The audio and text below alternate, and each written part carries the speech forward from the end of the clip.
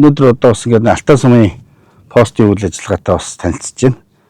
За ингээд энд одоо бас ариутгалын одоо цэг байгуулагдсан байгаа.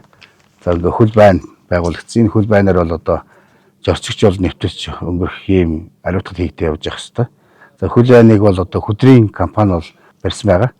За тэгээд зорчигч иргэд баруун 3 сумын одоо зорчигч бол энэ байнаар одоо дамжиж ариутгал халдвар үзүүлэлт хийж явах хэвээр.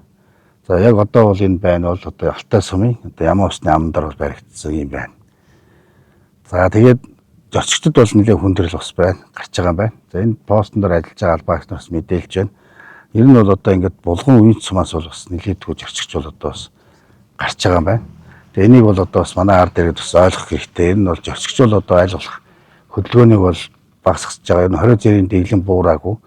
Зөвхөн одоо бактинжуулалтын ажил хийгдэж байгаа. Энэ цаг үед бол бас 20 зэрийн дэглэмээ бас мөрдөж ажиллахгүй бол энэ одоо дур мөдөж ингэж хамаагүй хөдөлгөөн үүсгэж байгаа нь одоо халдвар алдах юм магадлал бас өндөр байдаг. Тийм учраас одоо бас манай ард иргэд зорчигч булган сумын үеийн сумын ард иргэд түр анхааруулж хэлэхэд Алтай сумын ард иргэд хэлэхэд одоо энэ хөдөлгөөнөө багасгаж зорчихгүй байх тал дээр анхаараач.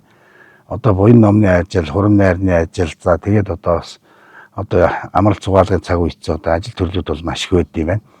Тийм учраас одоо бүгдээр одоо энэ халдварынхаа төлөө бас жоохон тэмцэх хэрэгтэй байна. 20 зэрийнхаа дэглэмийг одоо барьж ажиллах хэрэгтэй байна. Тэгээд манай баруун 3 сумын ард иргэдэд бас анхааруулж талбайсаар хэлж байна. Энэ ариутгалын цэгүүд одоо байгуулагдсан байна. Энэ цэгүүдээр одоо дамжиж ариутгалаа хийлгээч.